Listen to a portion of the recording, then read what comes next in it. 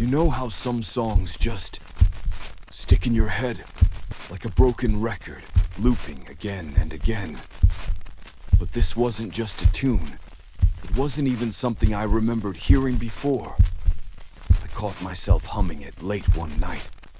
A strange, lilting melody with no words. And the moment I sang it out loud, the house answered me back. It didn't start in my house. It began in the waiting room of a clinic. A place where silence was heavier than the ticking clock, where everyone stared at the floor to avoid being seen. A boy sat 2 chairs away from me. No phone, no restless shifting. Just his legs swinging idly, while his lips shaped a tune too soft to ignore. The melody felt crooked. A lullaby bent at the wrong angles, as though the notes were trying to crawl away from the song they belonged to. And behind him, on the wall, hung a mirror. One of those cheap rectangular ones, the kind meant for decoration rather than use. I could swear. The glass trembled each time his humming reached a certain pitch. No one else reacted. The receptionist typed. The nurse called names. The boy hummed. And then, I realized my reflection was humming too. My lips moved in perfect sync, but I hadn't opened my mouth. When I turned to confront the boy, his chair was empty. No footsteps, no door opening. Just the mirror, and my reflection still moving its mouth, even after I'd stopped. That was weeks ago.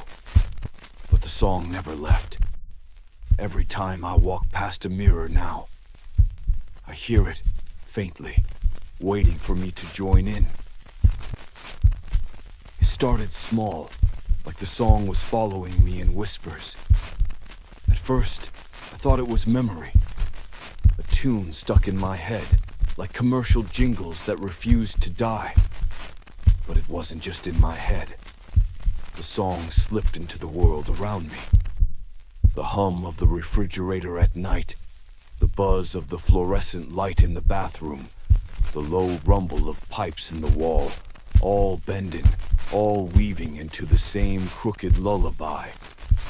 The mirror in the hallway was the worst. If I walked by quickly, I could almost pretend it wasn't happening.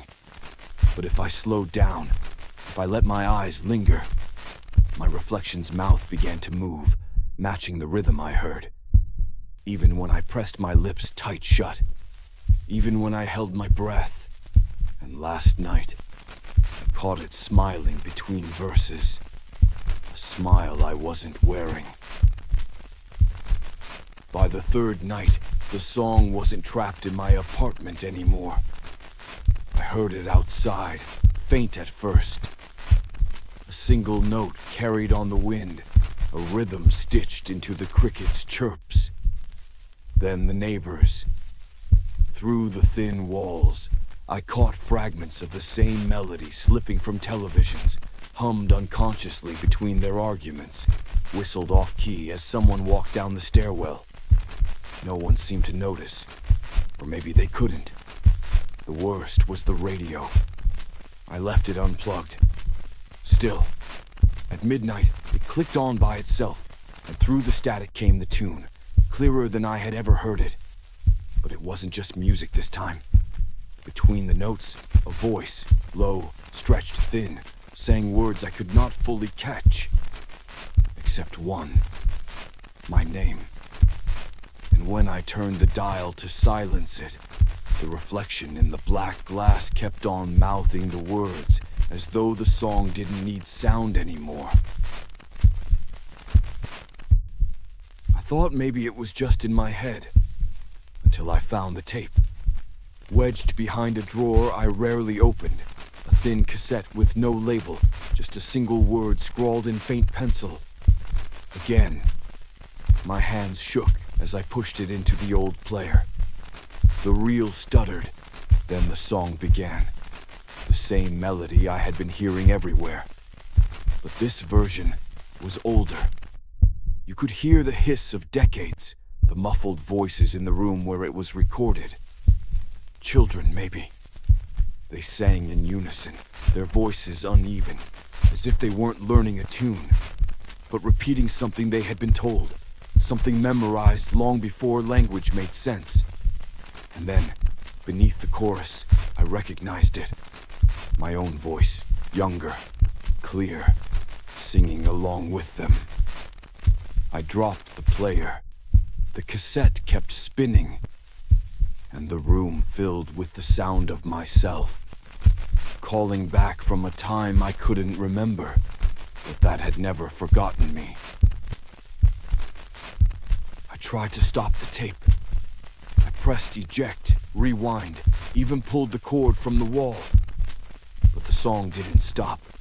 It kept moving through the room, seeping into the corners, curling along the ceiling like smoke. I covered my ears, but my mouth kept moving. I wasn't just hearing it anymore. I was singing.